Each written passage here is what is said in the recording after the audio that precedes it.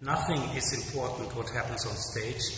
It's always important what happens in an audience. I would even go further and say it's not important which fantasies we have as theater makers or composers or directors. It's more important which imaginations we can create with this tool of performing arts. I don't have a fixed idea of a piece and try to make it work with somebody. If you have such an approach to art, then you never reach what you had in mind before. And the opposite, I start rather only with a question or with an idea or with a certain attempt. And together with the performers or the musicians, I try to develop where are the options, how far can we go, and what is connected to those people on stage, which really can make you happy because you always end up somewhere where you didn't expect.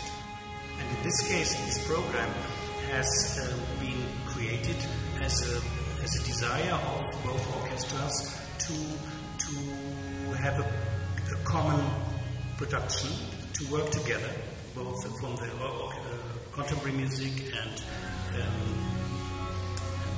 music on original instruments.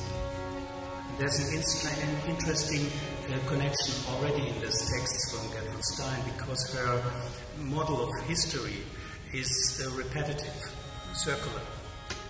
And she describes, for example, the violence and the experiences in the war, in the Second World War, with violence and the wars in the Shakespeare time.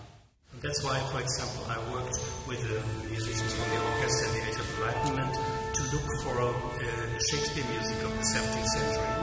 And you will hear tonight also from time to time some pieces of Locke, composer of the 17th century, who composed theater music for Shakespeare plays.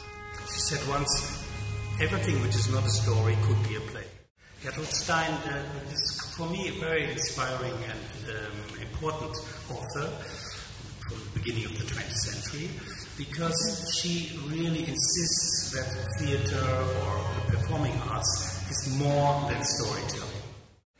And at the same time, also you will hear that the architecture of the music is dedicated to this lot of very different stories she's telling.